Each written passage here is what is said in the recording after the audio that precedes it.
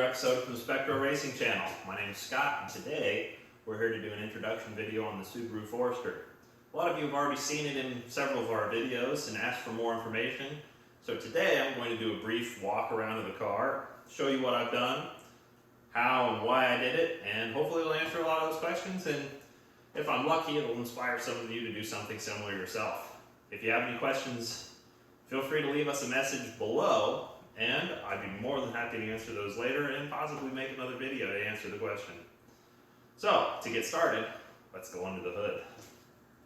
Now that we're under the hood, it's quite obvious that there's a few differences between what this car is now and what it was. Now, one of the nice things to keep in mind about a Forester is that the Forester and the Impreza share the same chassis.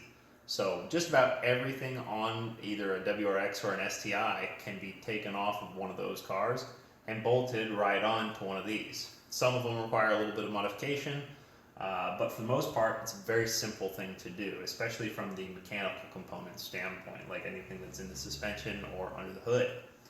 So in this particular case, what I've done is it's got a STI turbo, the VF39, which is larger turbocharger than what was in the original car, which is the same turbo as the WRX.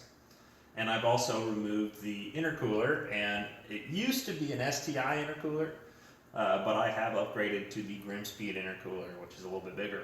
Now, in order to get the maximum benefit out of any big underhood intercooler like this that sits in the same location as the factory intercooler, you also need to get a new intercooler shroud or splitter, which is one of these.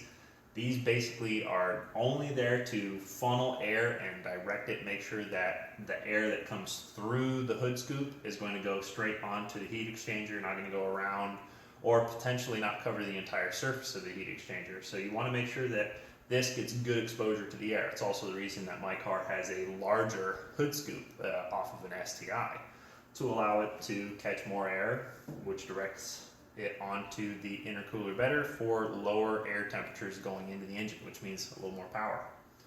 So of course it's also got a blow-off valve and a few other accessories, but for the most part the big things to be aware of are the turbo and the intercooler. Now on these engines, the intake is actually very efficient, so a lot of people won't have the whole intake done. It'll just be a cone filter like what I have here. Now the intake manifold, of course, is not the stock gray one either, but that's because it's the stock painted red one. I was too lazy to change it out. There's a lot of stuff going on here that for purely aesthetic reasons, it doesn't make sense to go through all the effort, in my opinion anyway, to go through the effort of changing it out to an STI manifold when it's just as easy to get in there with a paintbrush and some high temperature paint. So obviously it doesn't look quite as good, but it looks better than it did. And again, that's just my opinion. But hey, that's why we're all doing this kind of stuff, because we get to do what we want. So connecting to the turbocharger is a equal length header and a catless up pipe. Originally on the car, it did have a catalytic converter in the up pipe, so removing that does make a pretty big difference on performance, as well as changing out the headers, and we'll talk more about that later. Now the downpipe, to keep it street legal, it does have a high flow cat in it.